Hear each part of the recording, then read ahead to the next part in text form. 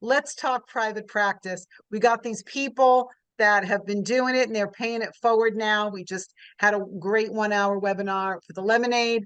And now we're continuing with the juice, nutrition for your practice,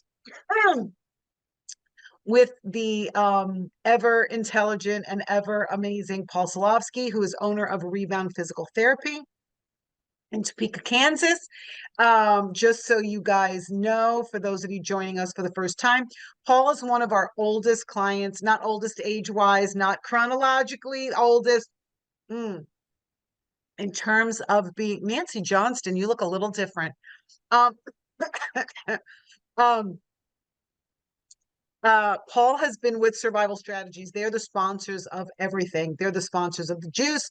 They're the sponsor of lemonade. They're the sponsor of the conferences. And we've got some people here that are long-term clients. That's the word, not oldest. Jill Ramsey is a long-term client with Survival Strategies. Say hi, Jill. Guys, let me just tell you really quick what's here we go. We got another one coming on from the lemonade. I'm telling you, it's not easy to bop around like this. It's like, I'm like, oh my, where am I supposed to be? Guys, I'm going to tell you, some of you are pediatric and you were at a live event and for the Palooza and you've been to several. And then there are the guys here that are treat adults and they have not been to a live conference. You know why? Because we don't have any for the adult serving population. You know why? Because we don't get enough engagement like we do on the peds. The peds are like, you have help? Can I get some? Give it to me. And we're trying. What you need to do is let it be known, like Regina Sitterly is like, guys, she and Paul are the two adult serving owners that come to, and Jill Ramsey was at one we did last year, that come to the peds and are like, there's stuff here, because all we're talking about is private practice. The only thing that changes is the nomenclature. That is it. That's it. Your business plan where you can't see 4 kiddos a week versus the person that can treat more than one person a week.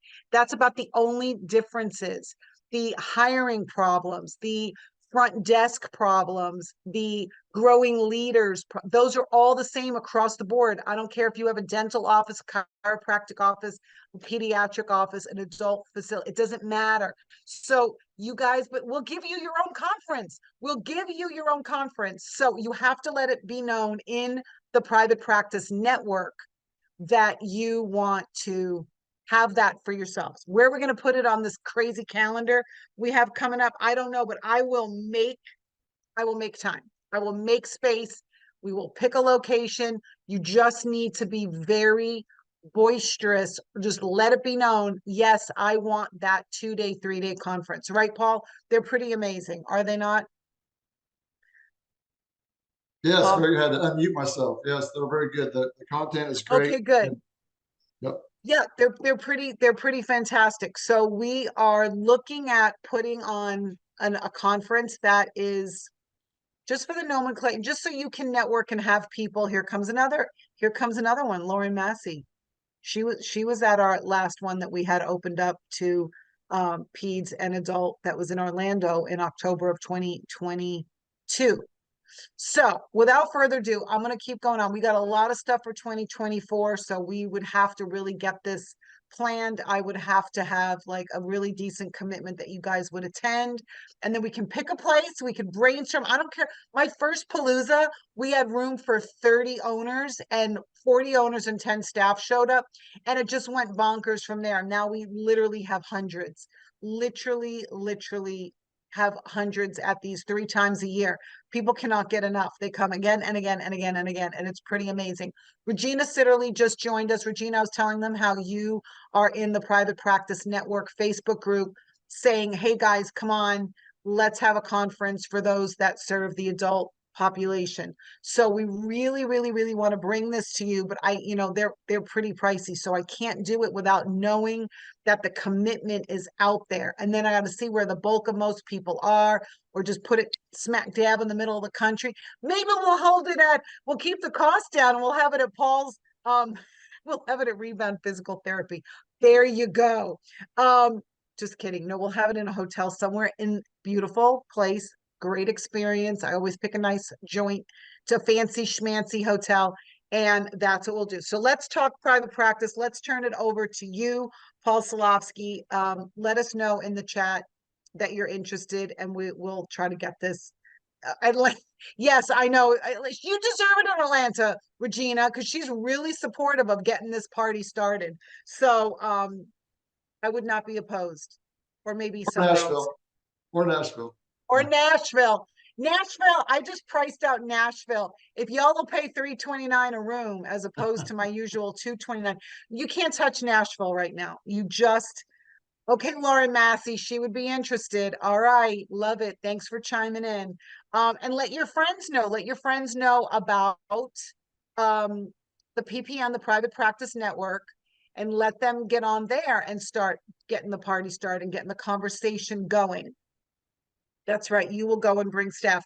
And you, my dear, you are extremely helpful with this. So, all right, let's get Paul talking about the good stuff. I'm giving you like the little peripheral event.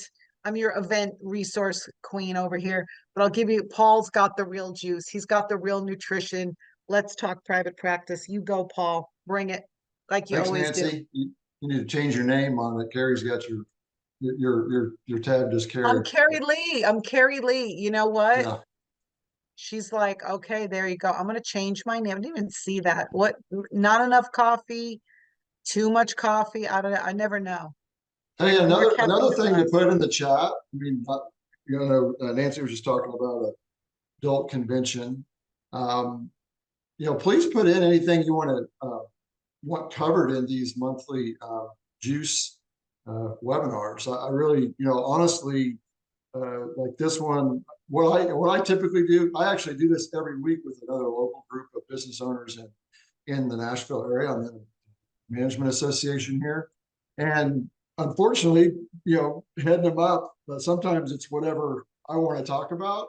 But typically, the way I choose it, honestly, in dealing with Nancy and Gwendolyn and Carrie, is it's the conversations that come up as I talk to owners is really what I include in these talks. So these are only my conversations. It's either what's going on in my head or someone else's head that I'm talking to. So please put in there if you want a particular area covered, by survey. I mean, we much rather just survey you guys and deliver what you want on here. And this can be very conversational with the size of a group too.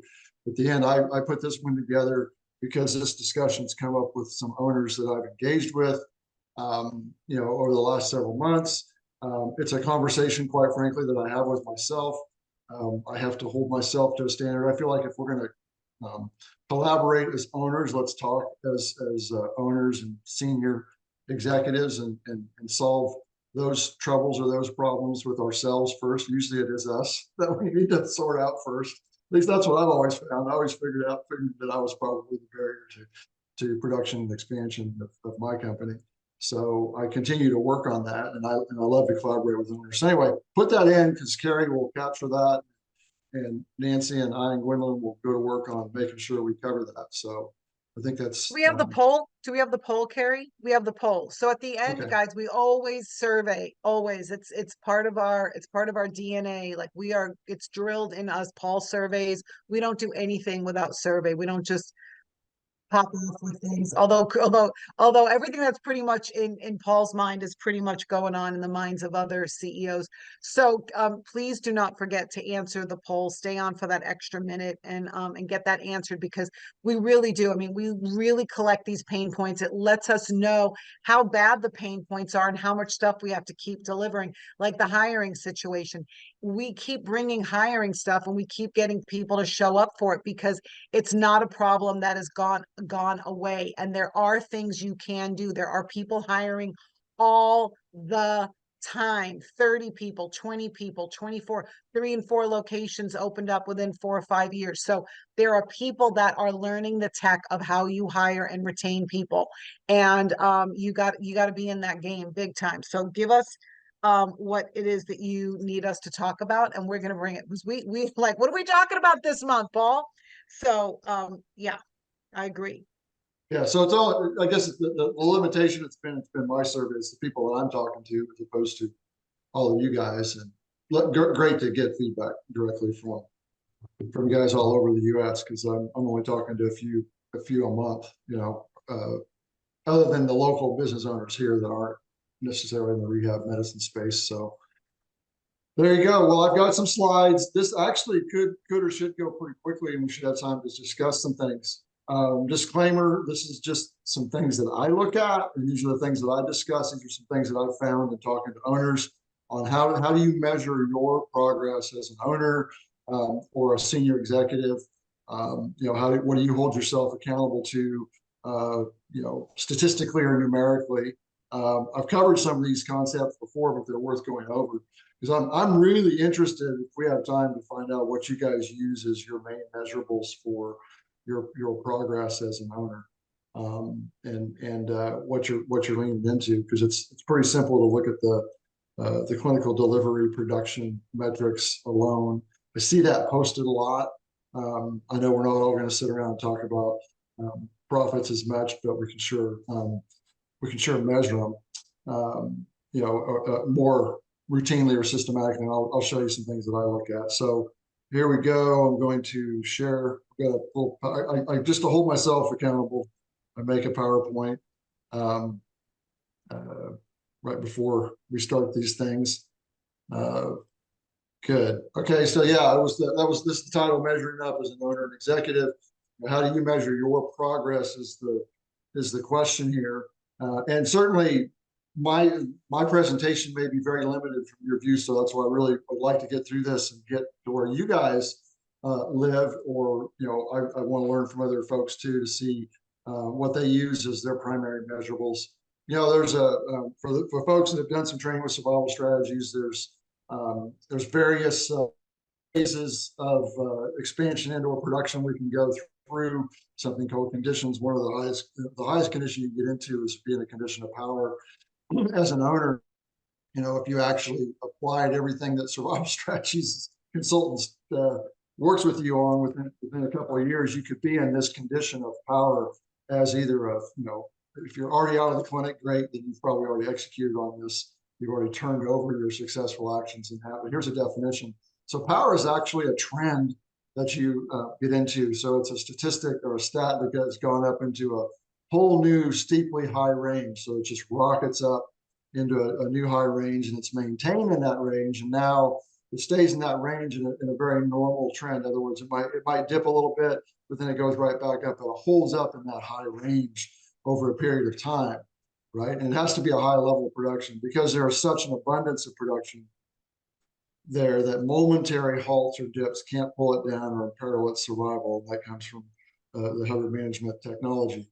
So, so while I would presume most of you were practitioners first, and while we may be in power as a practitioner, I know I moved off of the clinical line many years ago and handed it over to several, took a couple therapists to replace everything that I was doing in the clinic, quote unquote, back in the day, right? I guess I am the gray-haired guy, but the way we used to produce and crank, see so many patients. But at the same time, I worked a lot of hours, right? But I learned a lot of stuff, and I wrote all those actions up and turned them over. And now Bert, my VP of operations, runs the clinical area, and he emulates that. But it's been turned over to him. So as a practitioner, I was definitely in a condition of power. I couldn't see any more patients. There is a ceiling. There's only so many bricks I could lay, right? But what will it take for you to get into that new high range and just hold it there, right? And just be in such a powerful condition as an executive or an owner that it really just starts to perpetuate itself. Nothing could knock you off of that high, right? So in looking at this concept of power, what are your primary owner and or senior executive products? Most of us are still, I know I'm still holding an executive post in my company, although it's a part-time activity as far as not being in the clinic. Was engaged with my VP operations today, my clinic director, VP ops, COO, whatever you want to call that position, right? And I was leaning on him pretty hard on his products, right? But what are your primary owner and or executive products? What are your measurables? Obviously, as an owner, I'm responsible for the profitability of the company and working with my group. And we're going to look more closely here, how often that you look at this. I'd be really curious by survey to know, how often you guys are looking at your profitability.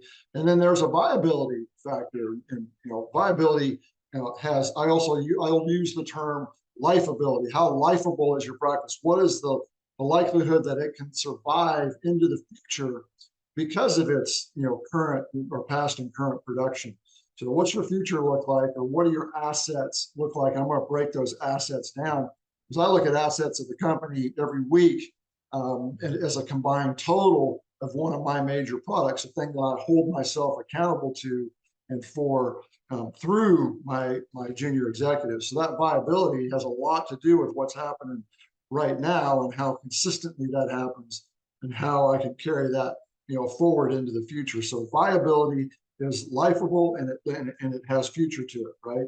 You can be profitable and not be really necessarily viable. You can be profitable in a given week or a month or maybe even a year and still have some future viability issues, without accumulating more tangible assets. And then, as an owner, for sure, owner and or senior executive, in my case, CEO or executive director, whatever term you might use, your direct juniors, what are your direct juniors products, or what does their production look like? So, because I would say it this way. I know I talk about this for our patients at Rebound. It's like our patient's success is our success, right? It's the same with all of us. I mean, we're held accountable to the successes of our patients, right? But as an owner and senior executive, it's the success of your executives, your executive team, your juniors, your direct juniors, not everybody in your company. I don't manage everybody in my company. I let my guys run their areas and their juniors, but I have 4 direct ones, that I'm working with every week, and with one of them typically every day, that I'm still in communication, even though I'm not there, not in that location, even though I'm living in Nashville. My clinics are back in Kansas. I'm still in direct communication with those guys daily, unless I'm on quote unquote on vacation or whatever. I'll go to the private practice section meeting tomorrow. I'll be off the grid. I won't be a part of our Friday exec meeting, because I'll be there. But I am managing their products or their production, and then the overall product of the company. What is that measured by? What is that overall product? I'm going to dive into that slide a little bit more detail later. Not much detail, but quite frankly, it's the one I need to spend more time and attention on. Being further away is looking at the quality of that delivery, that delivery outcome, which will, again, I'm going to dive into that later, like I said. And then your expansion or your growth. Are you working on growth and or expansion? This is the biggest thing. I mean, the 3 big ones for me, as far as the owner part of the hat, is 1, 2, and 5, right? The profitability, the viability, and the expansion. Are we achieving our goals for the future? Am I moving the dial on our expansion and or increasing profits? So you have to have a growth target and strategy for expanding your delivery and or your profits, because sometimes you can hold the delivery relatively flat. We really worked from last year to this year. Here we are November 1, right? And we're more profitable this year because we focused on expanding how much we delivered to the public or the publics we service, and not as much emphasis on overall growth of the 2 main clinics. Meanwhile, I'm working on getting ready to open up some new clinics in 2024. So it allows me the time to do that. But however you're going to just define expansion or growth, you may have tons of growth opportunities with your current staff or your current facilities, and you don't have to go in and open another clinic. If you can make another couple $100,000, with the existing resources, meaning by just adding a staff member or 2 or within the current space, that's growth. Don't sweat it. You don't have to go open new clinics necessarily to grow. But what is that strategy? What are those targets that you're going for? So like I said, 1, 2, and 5 here are owner ones, your executive ones running those juniors, and that overall product of your company. I could certainly assign 3 and 4 to someone else in my company. I definitely lean on my guys a lot more for 3 and 4. But I'm paying attention to 1, 2, and 5 every week. So with regard to profits, let's break a few of these down. Do you know, like, do you really know your earnings, your profits by the day, by the week, by the month? At what interval? I'm not, making anybody right or wrong for how often they look at it.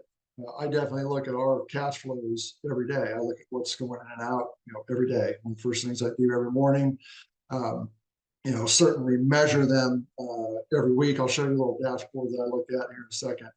It's a very generic thing. You don't have to use what I'm going to show you. I'm just going to show you something that I look at.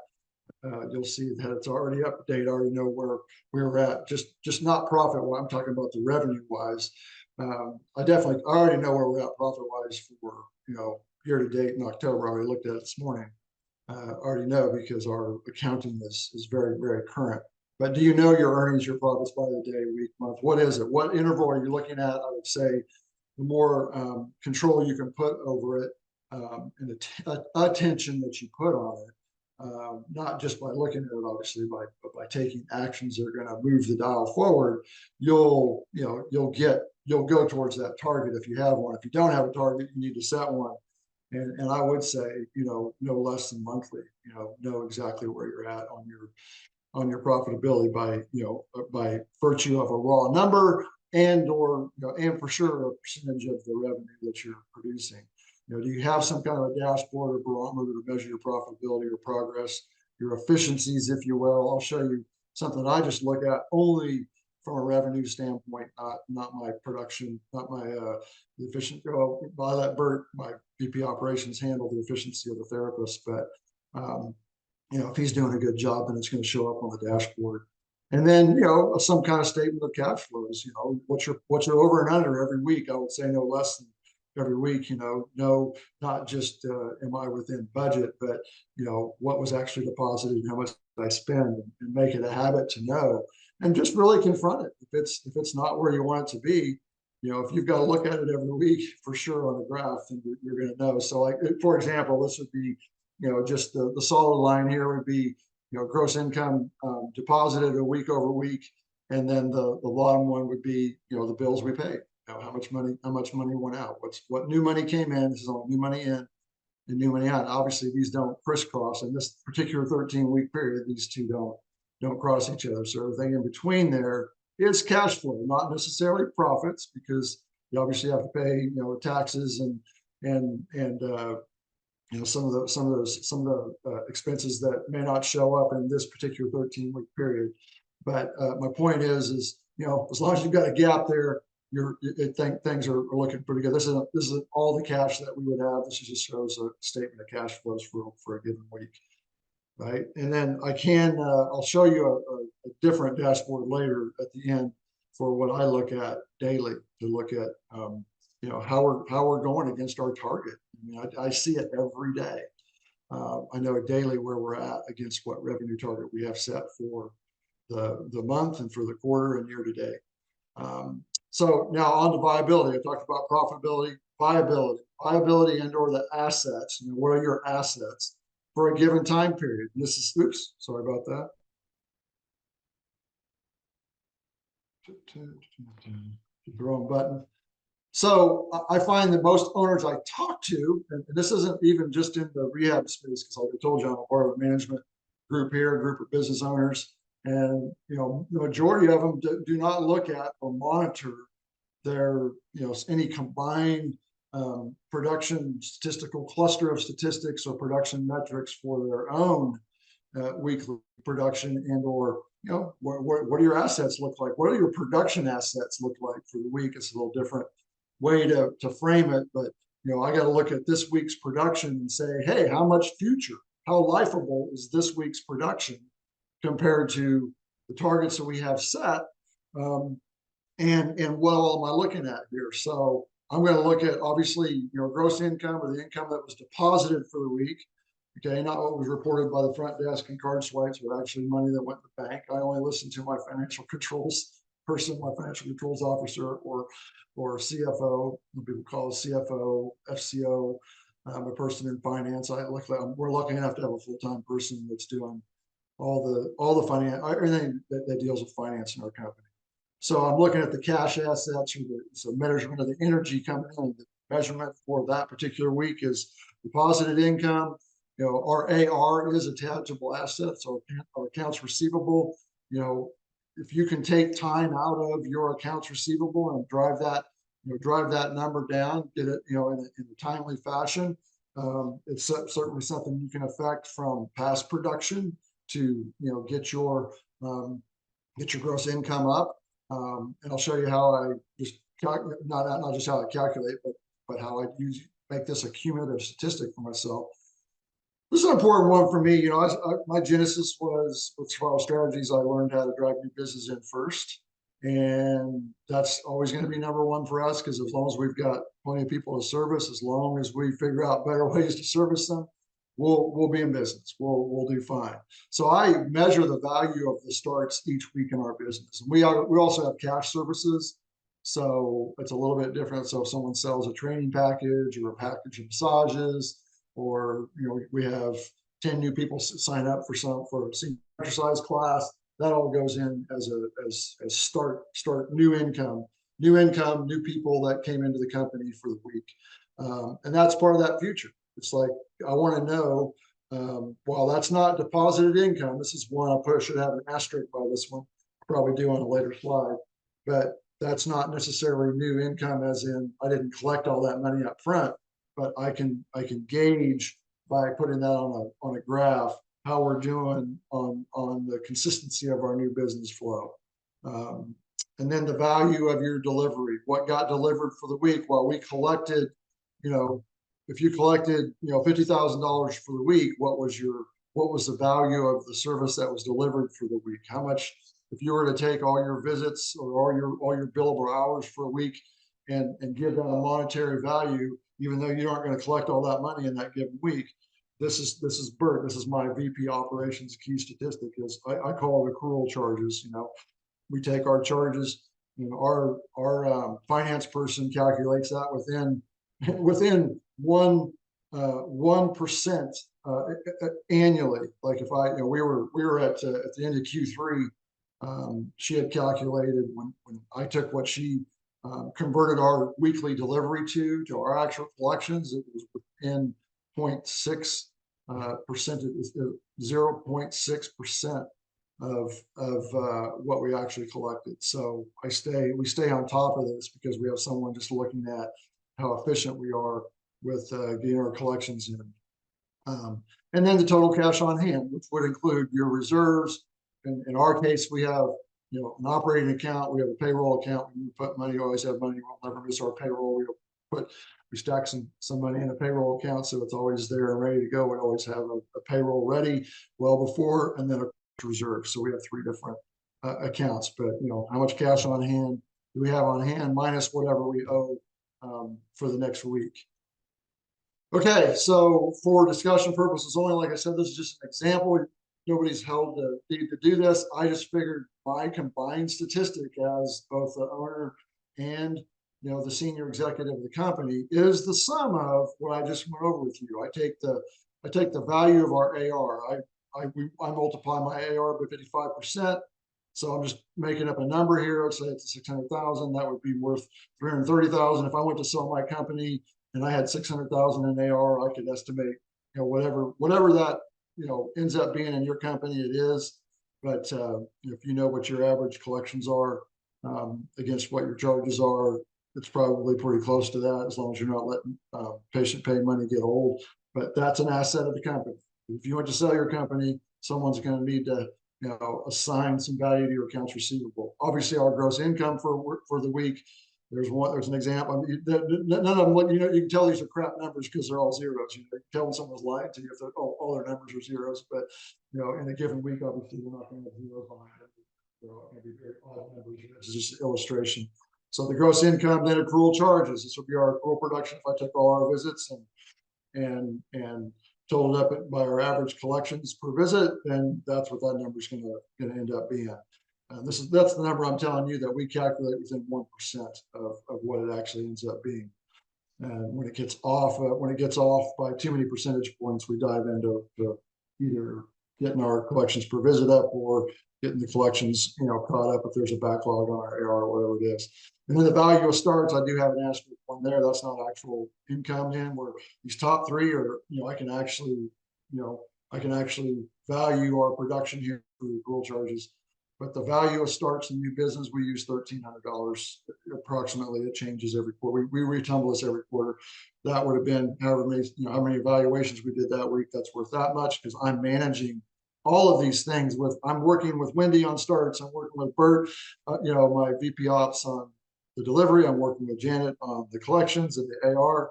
And then I'm working with Jolene, our financial controls person, on how much cash we'd have on hand minus whatever bills are owed next week. So if our bills were $72,000 next week, then that puts that number at that, and it would total this. So I put this on a graph. So this is an actual graph. This is my graph, and this is up to whatever, and it was 19th, or I guess it would have been the week before last when I put this on the graph. So this would be my production trend for my guys. My guys are doing really good right now.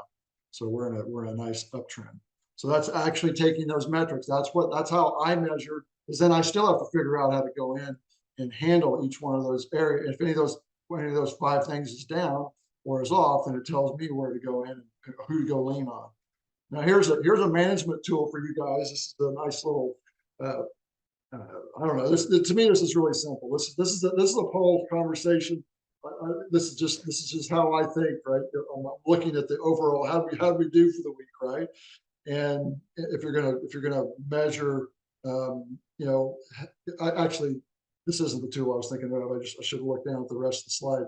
So the most important indicator, what's not on my, I know I added this slide at the very end because here's the deal.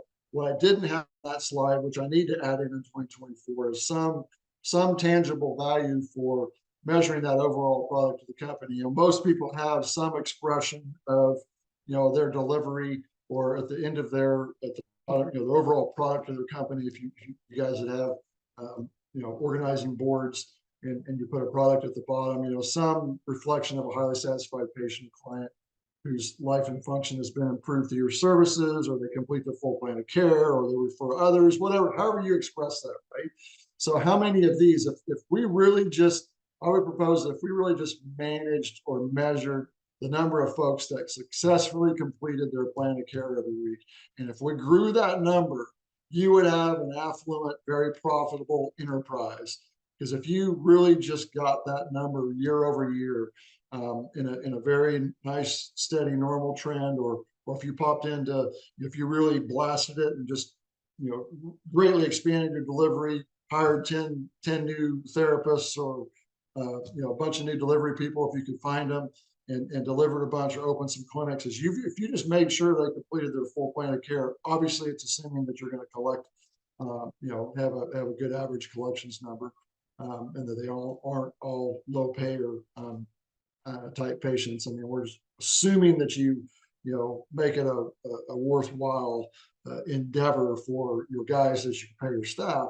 You'd have a very profitable company. So it's also a disclaimer slide, I guess you'd say, to say, hey, look, by rights I should have a measurable on there. I would just have to come up with what the completion value of a patient was. I could do it very similar to the value of a start. I could just, look at every completion and say, good, once they're paid, I could put a monetary value to it. So now measuring up your executive skill via your executives, you need to isolate and review their key performance indicator or stat every day and every week.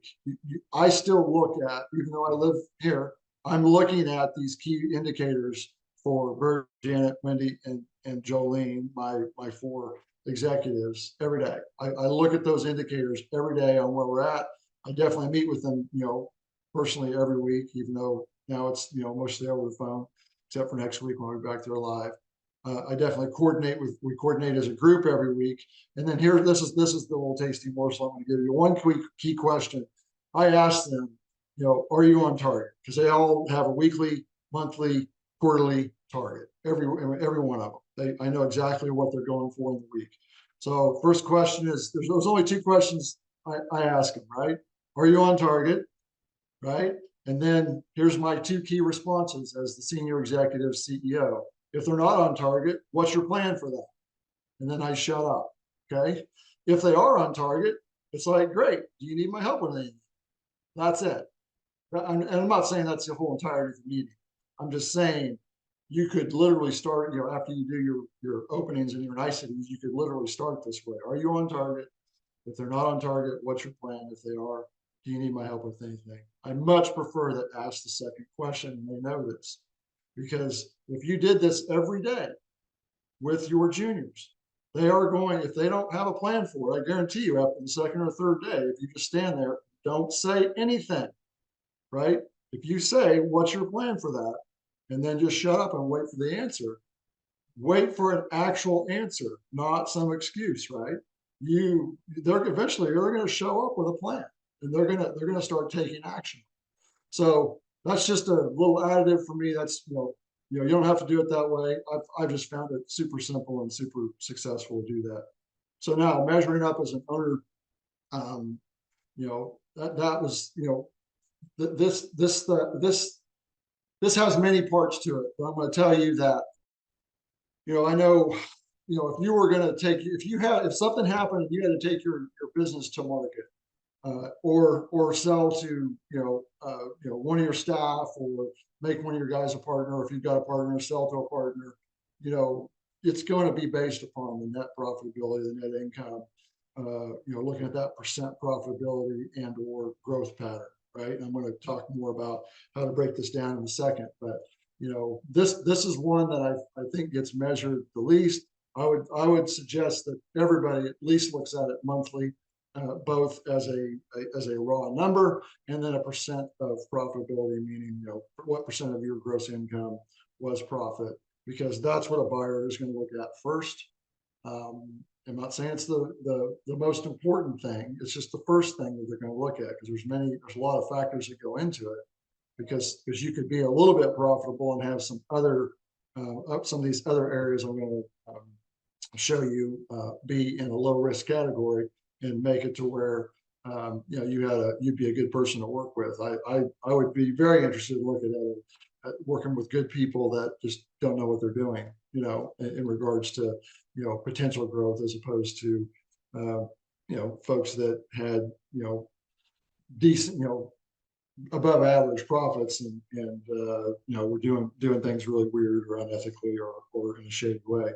But my point is definitely need to be growing the profitability of your company, whether that be through the percent of income, the percent of your gross income, and or just really growing your volume over time, and mitigating that. So you really need to know what is the market value of your enterprise. We can do a separate webinar on that, on what the buyers look for. I'm going to actually I'll probably attend one, or at least one of those this weekend at PPS, to know what's changed in the marketplace now with financing and interest rates, to know what buyers are looking at, because I'm always interested in how they're structuring deals and what's happening in that market. But while profit is the first thing they're going to look at, there's other measures or risks, anywhere from medium or high, medium to low risk categories. You could ask yourself these questions. Hey, on my new business and or my new business growth, like we're very steady on our new business, but we have a lower end growth trajectory, right? I mean, when we master, like Nancy was saying, we master the hiring, we will greatly increase our bandwidth. We're not any different than most anybody else out there. We definitely we're getting some outside help with hiring right now, because we really need it, because it's the one thing that stunts or limits our growth the most, because we do not have a new business problem. We can drive in as much new business as we have therapists.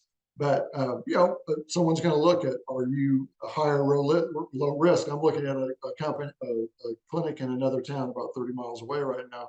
The owner's ready to get out, and they're very high risk because they have very low new patient growth. They see their patients for a long period of time as compared to the adult market. but they aren't showing any growth, but the owner is also, raising the white flag and ready to get out. So she hasn't been working on it. So it hurts the value of that company. So it's just not worth as much. What's your payer mix? We are a higher Medicare mix. We are a low to medium risk because of high Medicare. We're a good risk. We're very low risk on new business because we're very stable and we show the capacity to drive it in. What's your leadership team look like? If someone was going to come, if you were going to sell to a partner or look at going to market again, if someone had to, I'm not suggesting that people should. No, I don't want to. But they would look at your leadership team. What do you have in place where someone could come in and not have to take the whole thing over and revamp it? That has, is it low, medium, or high risk? What is your overall production growth, whether it's billable hours or visit volume? Is it stable? Is it growing year over year? Or has it been growing exponentially lately? What is the average growth over the last? They're at least going to look at the last 3 years, but at a minimum, is it stable? But ideally, you'd be showing some growth. Same thing with profitability, right? As long as you're showing profitability growth, you may not have to show as much overall production growth for having someone have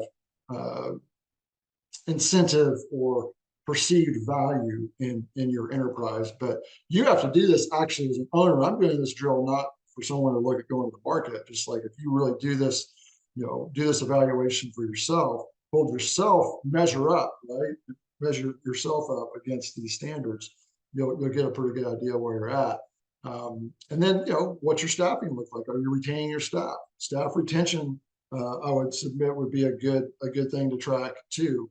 What percentage of your staff is turning over every year? And I would definitely look at that separately between your clinical staff and your admin staff or support staff, because it may be a little higher in one area than the other. But for sure on your technical delivery, your professional delivery. And then, what's your market stability like? What kind of market are you in? What do you provide? What opportunities exist in your market, or do you need to go, as your expansion need to be into other markets? But again, are you high, medium, or low risk as far as, market stability? There's a lot of folks coming up and busting up the market and making it harder to get the new business and or the right payer mix and or even retain your staff. So market conditions, market stability, and opportunity have a lot to do with that. I wanted to show you guys, we can go into these questions and discussions. I'll show you one other. Where's this sucker at? That's not what I want. I need to close this. Hold on for just a second.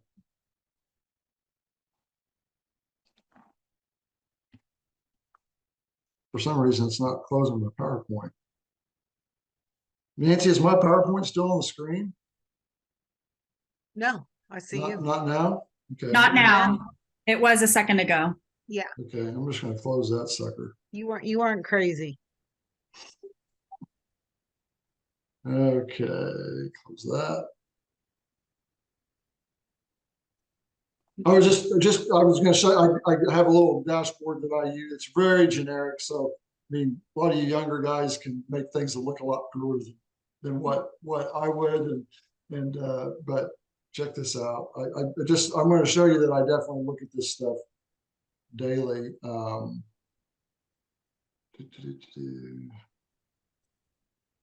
So like that's just a little quick dashboard. So I've got a target for the quarter, a revenue target for our PT here.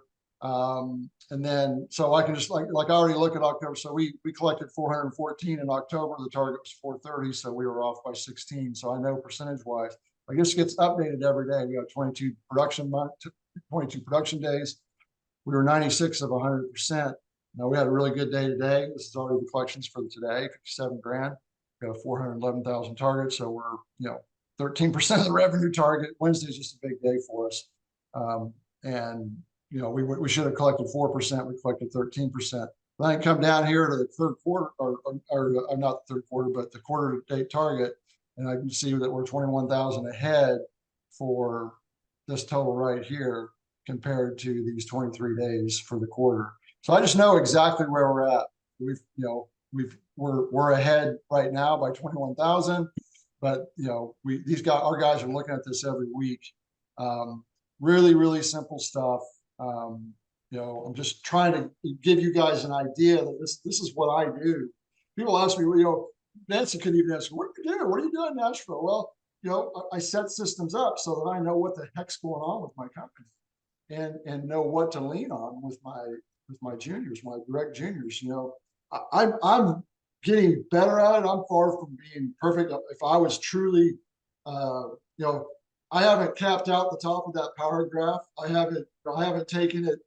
I'm just in this nice normal. I'm just like this nice normal guy, right? I'm just kind of bumping it up. But eventually, when I'm in that complete powertrain, I guess I'll turn over this hat too, and then just help make more clinics anyway, just a little thing. I want to answer any questions now, Nancy. I intentionally got down early on this one, so I knew it was going to be short.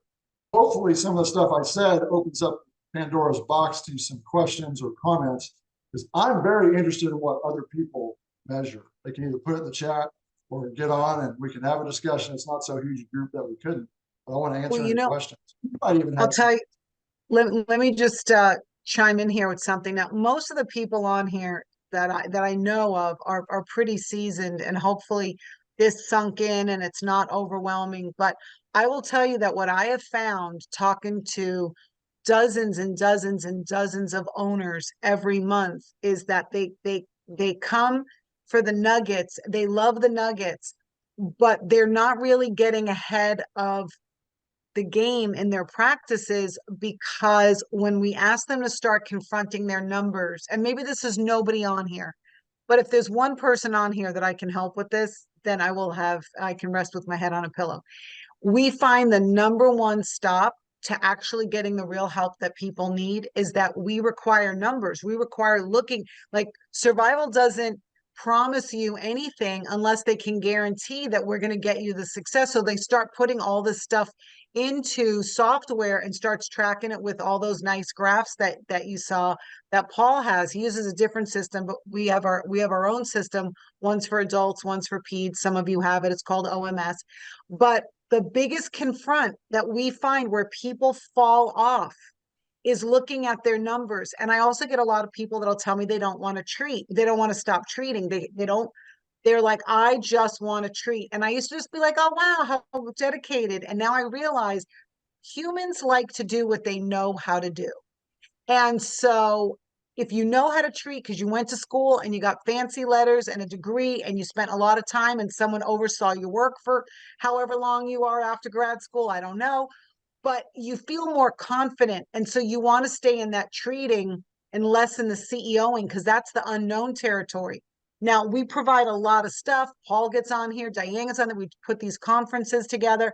But I want to tell you, if there's anybody out there that is like, this is overwhelming for me, I don't even know where to start, like spreadsheets, software, please get with me. Carrie, just put an email that would get them to me, because that is the number one stop I see, is people not knowing where to start with their numbers. And they go away, Paul, they go away for weeks, months, years. They'll literally say things to me like, I wasn't ready a year ago.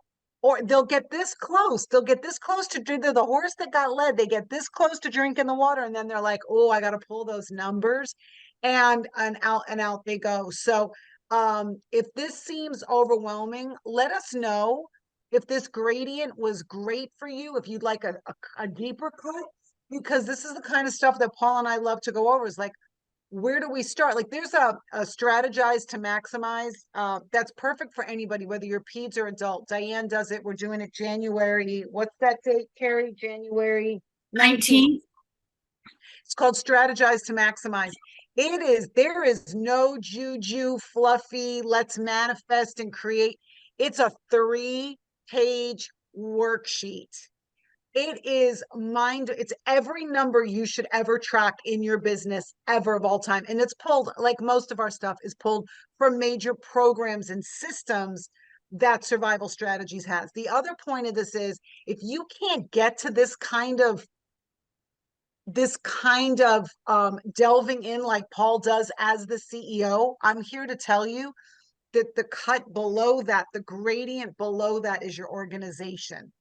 That if you're so busy like going to Costco to get the toilet paper on Sunday before it closes, you're not set up well enough. When Paul's throwing out their organizing boards and you don't have one and you don't really know what that means, that's organization. And until you get your CEO mind like with a foundation poured, you don't have that rebar, you don't have that foundation, you don't have that concrete poured, you cannot scale your practice to be in that power zone, at least not for very long and not with a great deal of stability. So if anybody is having issues with those numbers, if that was just like a whole like, oh, wow, boy, do Diane strategize to maximize, you're really being a wow, but at least we give you like a month or two to look at the spreadsheet.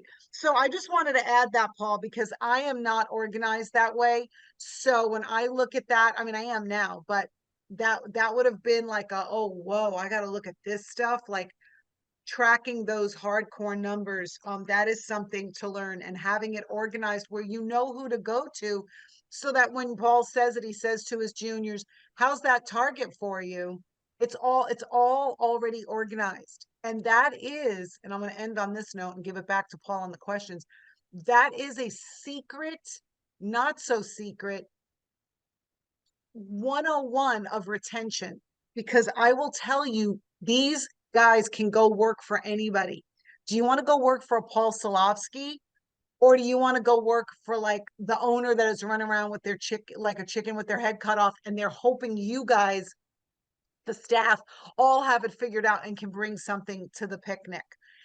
That's not what they want to work. They want to work with a leader is the leader. They're leading, they're CEOing, they got their CEO hat on tight, and they can lead that group. It is like they want to know good staff that want to stay, want the A players are going to go with the A clinics. They want to know there is a lifeguard at the deep end of the pool. They don't want to be the lifeguard. If they wanted to be the lifeguard, they would go open up across the street and own their own practice. And some of them do. So that's just my 2 cents I wanted to add. So please let me know if those numbers were, and if we need to back it up or go deeper. This could be a part 1, part 2. We could do a series. The numbers to me are your number one window, dashboard, view, GPS into getting where you want to go. Does that make sense, Paul? Does that make sense? If Yeah, you no, were totally. You know, and all, glad you said that, because to circle back for me and simplify what I look at, if you really looked at what I just showed you, the 4 or 5 things that I look at, you know, so, you know, I'm looking at obviously the revenue, I'm looking at the production, I'm looking at the new business as far as my 3 main guys are concerned. And, you know, if you don't already have it, you know, it's right on the cover of the Keys to Private Practice success book. Those are the 3 keys. It's, you know, it's finance, and it's promotion, and organization would be delivery. But for us, it's, you know, it's organizing delivery. You know, yeah, there's a lot to that. I get there's a lot of moving parts to manage your delivery staff. I know that's not a simple solution, but it is a really sane. And then I'm obviously looking at the cash flow, or the overall cash flow and the profitability at the end of the week. And then I would submit that the 5th thing would be what I talked about. It's like, well, how many people did we successfully take care of? How many people completed? If all you did was 4 or 5, if you have nothing, that's fine. You know, get a measurable for those key things, because, you know, everybody's doing that. Everybody is collecting money. Everybody's seeing patients and clients. Everybody needs to have a certain volume of new ones in. Everybody's got to manage their cash flows. So keep it that simple. If you don't have a lot, it can be literally 4 or 5. I think I started out with Survival Strategies with somewhere around 8 to 12. I was fortunate enough that I'm definitely not a numeric geek, but I was measuring things before Survival Strategies. So when I did my analysis, it was easy. I'm like, yeah, I got information. I had all the data. They loved it. It's like I already was tracking what I was doing. at some level. I just wasn't as sophisticated or as certainly not as sane about it. But keep it that simple, because those are the things that I hold myself most accountable to, because it is tougher down inside the organization. The chaos that happens at the front desk, or with some billing and collections flap, or personnel type things, the human emotion and reaction element that comes up, things that people freaking out. Those are the things that this only tells me what's going on. It doesn't tell me until I talk to my guys. I don't know who needs help, right? And guess what? There may be someone that's super productive, that's overwhelmed, and that's why that question says, if someone's really productive, I want to find out what help they need. I may hire them somebody, just have them double down. I want to know. I want to know what their production record is, and I'll support the heck out of it, right? It's like, well, let's hire somebody. Let's hire someone. Let's put someone underneath them, and because they know what the heck they're doing. That's what I did, right? I hired some great people and put them underneath me, and I just trained them. It took me, unfortunately, now that I look back at it, it took me, years, but it worked. It is working. So anyway, that's that. I want to see if there's any questions, Nancy, about what I covered, or it's just on this subject. If you want to have a discussion, I guess we only have a few minutes left. But, gosh, Just I want never know Jill, with this group whether I do a good job or whether they're either overwhelmed or they're satisfied. I don't know which. I know, I understand. I know the feeling, but they're here and that's all we care about. If they're Oh no, here that's awesome. and they keep Awesome. coming back. But Jill Ramsey has a great question. We continue to struggle with day-to-day things. We move from crisis to crisis. We have such great stats that are so helpful, but when we don't have time to put them in, then they aren't helpful. Our staffing turnover in billing and front desk has been a huge crisis for us this year. Oh man, I understand. Um, totally get that. I would make sure that here's one thing for us. I mean, every individual person in our organization has at least one of their own production metric, and they are responsible for reporting that. Now, we have someone. We're fortunate that we have someone that can do the data entry, but they have to record that production statistic, and that's the conversation that you're going to have at the end of the week. If they understand the purpose of their post in the company and how it lines up with the company purpose, and they understand their overall product, if at the front desk it's the efficiency of those therapists, or the flow of communication, or getting people where they need to go, whatever it's defined by. So how do they do with that? They need to look at how they did, and then you can help them with what they need help with, right?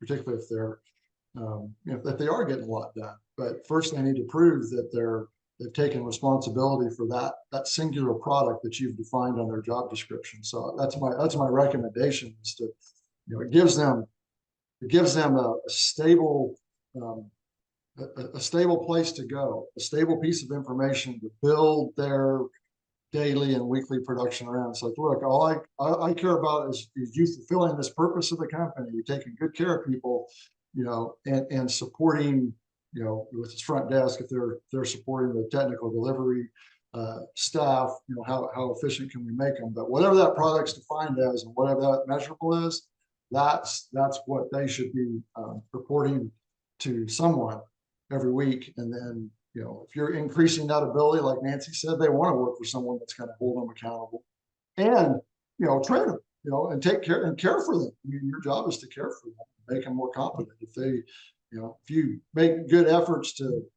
make them more able and more capable, just like your patients, if you do that with your staff, and they make it, they appreciate it. It's actually a point of sanity for them. They're coming into a stable, sane environment. They know what they can expect, and you're skilling them up. And if they get really good at it, then promote them.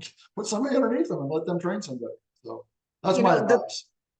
That's parlays into what my thought went with two things here for Jill. One, and for anybody else having this problem, but one is that there's three, in my opinion, there's three types of people that work in a company, right? There's people on the left over here, one side, and they want a paycheck. They want to come in, they want to do a decent job. I'm not saying they're slackers, or they want a decent, but they want to go home Friday at 5. They might be young, they might have another business they're starting on the weekends.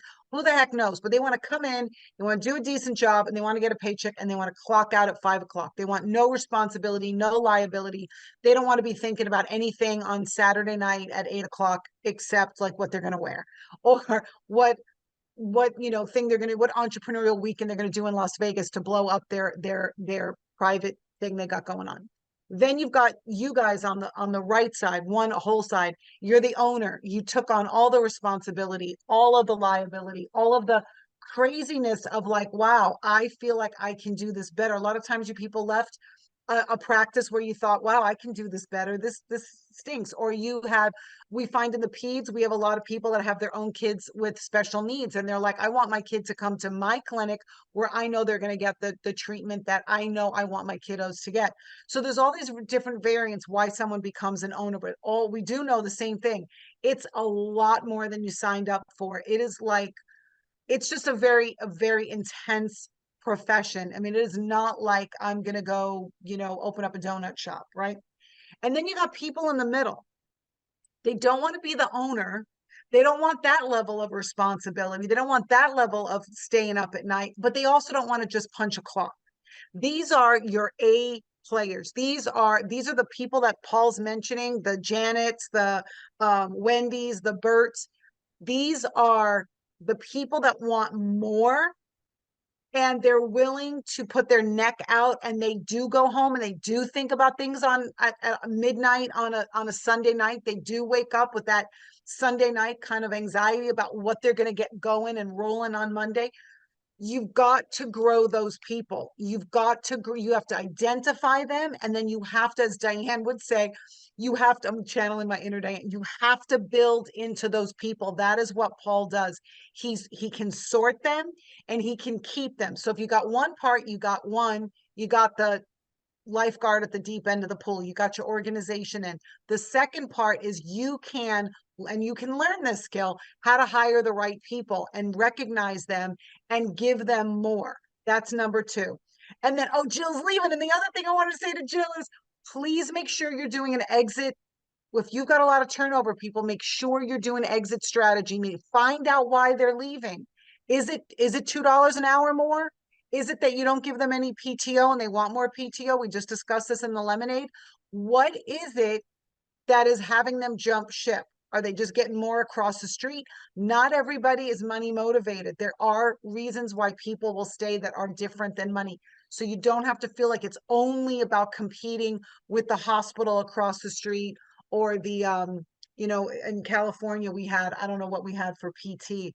It was like Health Zone or Health Partners. I can't remember, but they did the orthopedic surgery and then boom, they moved you into PT and they made it feel like you had to be that patient. You had to go in there. And that is not true. That we all know that that's a lie. But not everybody wants to work for them because that was a mill and those people were paid very well.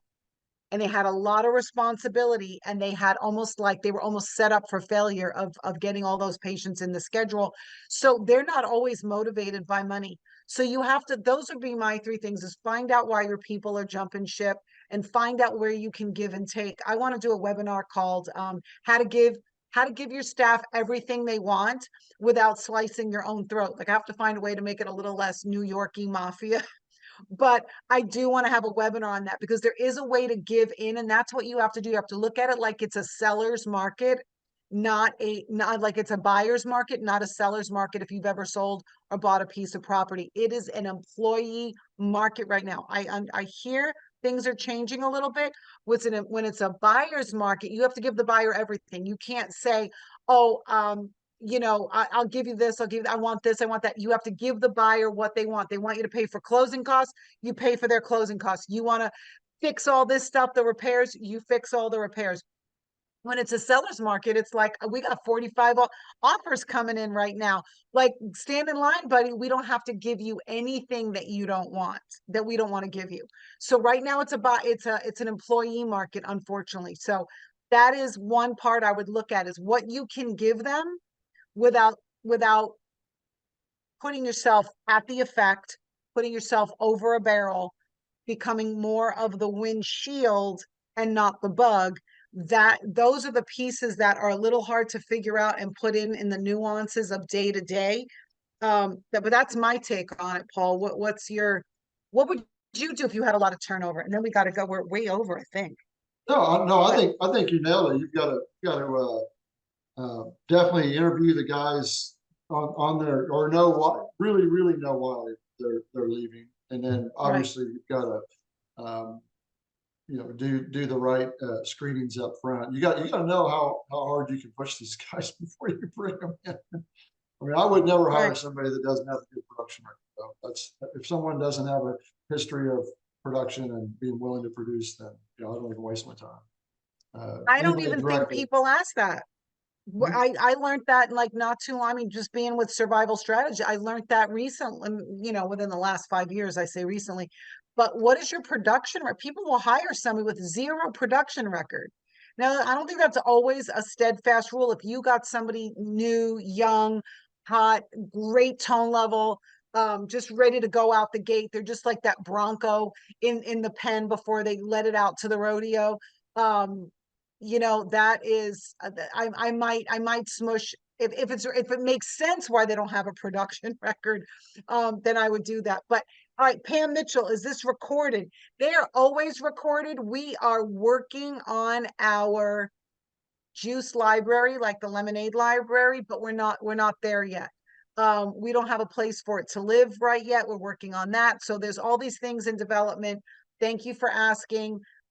We like to always come back with you asked, we listened, and that's on the list of things to do. Hopefully you all filled out the poll. If you have any last question for Paul, let us know now, because we're way over and we know that your time is valuable. But big hands to Paul. He always brings the information. It's like finding out that you actually have an uncle that owns a PT practice, and you can talk to him and be like, hey, Uncle Paul, how do I do this? We like to keep it friendly and down to earth, and get all your questions and queries and considerations handled. Paul, anything you want to say in signing off here? No, I'm enjoying it. Happy to answer everybody's questions if they were afraid to ask in front of the group. As you know, Nancy, always willing to talk to these guys. So Yeah, and Paul comes to our pediatric events. And I'll tell you what the sad thing is that, see, the peds had nothing. Nobody was trying to help the peds. Now everybody's coming out of the woodwork when they realize that you guys got money and attention. And so they're like, oh, wait, come over here, bling, bling, bling, leprechaun, like, come on over here with my shiny piece. So survival strategies were the first ones. We put up the thing for peds. There was nothing there. It was like, and it still is to this day, it's like driving through the Mojave Desert and handing out ice water. The adult PT sector, oh my gosh, you guys have been bombarded since the internet started in like 2001. There's so much stuff. My algorithms act like I'm a PT owner, so I get like scale your practice, work less, earn more, all these things. There's so much out there for you. How do you discern? So I do have respect for the fact, and I do have a compassion for the fact that you guys have so much to choose from. But Paul does come to our PEDS events, and he brings staff. So you can always come to our PEDS events and pick Paul's brain. We're happy to have you. Like I said at the beginning, there's no reason why you can't attend. Matter of fact, we have a hiring and retention boot camp February 24 and 25 in California. And oh my gosh, it's going to be a hiring boot camp. It is going to be like, you heard of fired up, is going to be hired up, because that's what we're going to train you to do. There's going to be a huge amount of implementation. There's going to be a ton of stuff. Oh, Regina has a question that may not be related. Go ahead, Regina. I can shut up. What? I'm going to eat a kiwi. Starving. What? That's the only way you can shut up. Just to put food in my face. Oh, you're too funny. She knows Okay. me. So we are growing a lot, which is a wonderful problem to have. But we doubled our billable units, hours in the last month. So the major problem is keeping up with that. not only in terms of hiring, but really payroll. So, Paul, do you have any advice? It's like we try to stay positive and happy, and like we're going to keep the pedal down, but it's very, very stressful trying to figure that out. So, what words of advice would you have for that? So your production's high because you added staff to them, or existing staff just produced a lot more. Well, we're doing the referral program, so our capacity is much higher. Our new patients are much higher. Everything is higher. Except for the money, because we're waiting about 3 weeks for the money to catch up from the reimbursements. But the production's there, right? You're going to be able to collect this. Yeah. So you should be good. Now, I mean, there's nothing wrong with operating off a line of credit if you have to until that gets rolling in. I mean, I've always had a good line of credit with my banker when I did new things like that. If you were investing in, I mean, obviously, like the referral program is making an investment in your future expansion, right? That costs whatever it costs, and you spend the time now you're jamming it in. And did you add a bunch of staff, or that people just work more hours? Because you're basically, you said your payroll's up. Right now, we haven't added that much staff yet, but we're gonna have to here any minute now. I think we have 4 offers out right now. Yeah, but the collectible value, like I use that accrual charges statistic for myself to, I overlay those 2 graphs, right? What's our production? What are our collections? And if there's too much separation in between them, I know the money's coming. It would also show up in accounts receivable, right? So if it's there, I wouldn't get too concerned. I mean, I definitely have. There has been growth periods where I would use if I needed to. Right now, I've got enough in reserves that I don't have to worry about a line of credit. But there's nothing wrong with using a line of credit if the production, if you know that revenue is coming in. Just so you're not. So that's what I do. I'm just telling you. That's what I do. I go to my banker and say, look, I've got $300,000-$400,000 worth of receivables. I just need a line of credit, and then as soon as the money comes in, I pay it back. It only for the payroll. I haven't had to do that for years, but I've only usually done it when I do expansion things. But anyway, that's I do. But first thing first, I always make sure the production's there, right? Right. If you're telling me it's there, so that's a better position than having guys sitting around doing nothing. Sounds like you guys are busy. Yeah, they are. Yeah, perfect. You're just waiting for the money to come in. Got an uncle in Staten Island that can help you out with some money. Okay. Awesome. He might make me, my You consultant might be wearing refers to cement that boots, all but the time. Yeah. interest is a little high. You might wear cement boots after, 6 if you miss a payment, but no, seriously. Now, did you get anybody that's left on here? Dang it. Did I ask you this, Regina? Did you get your employee retention credit money? I did get it. Okay, good. Anybody who didn't get it, anybody who's told that they could not get it, that they didn't qualify, you need to reach out to me, because that is not true. We just got a ton of, I had a lemonade on it. I brought these guys on because people needed money, and we got like 30 people we got 60 people, about $35 million. And these guys are very legit. As a matter of fact, they're actually cracking down. The IRS is cracking down on these illegitimate, these non-legit people. And the guys I brought on have been doing this since 1985. They've been a CPA group. They're pretty tremendous, but I just get heartbroken. One lady was like, oh, my CPA said I qualify for 450, but I don't want to red flag the IRS, so I'm only going to take 65. So you had her take 65, and I had to go to my guy, and he got her the remainder, whatever I can't do 3rd grade math, but whatever 450 minus 65 is, she got that. So that is the link to watch it. If you just want to know, if you have any questions, you can just go straight to talking to him. It's like watching paint dry, this thing. I tried to bring the funny because it was so droll and dry, and it was like watching, I mean, it was not the most exciting topic. But we got people some Monet, some cheddar. So do that. But Regina, hang in there. You made the biggest turn You made the biggest turn. That hard turn of not having patience, that's the scary turn. You made that turn. Listen to what Paul said, and if you know, put it out there in the peds group, because maybe somebody knows somebody, or you can do a HELOC, or there's a couple of options out there. Or or you're just your bank. So there you go. All right, guys, I have to jump off. I don't know about anybody else, but Regina, Thank always Yeah, it's great to true. see It's you. true. You Thanks might for be your able to get a support. HELOC at a lower rate than a business loan. That's true. It's just if you're willing to mix the monies, you know, pay yourself back. But you're just paying. You're a sub S, you can pay yourself back easy. It's not a problem. Yeah, Got it. Thanks, you guys. Thank you so much. you bet. Thank you, guys. Talk to you soon. Bye. Thanks, Paul.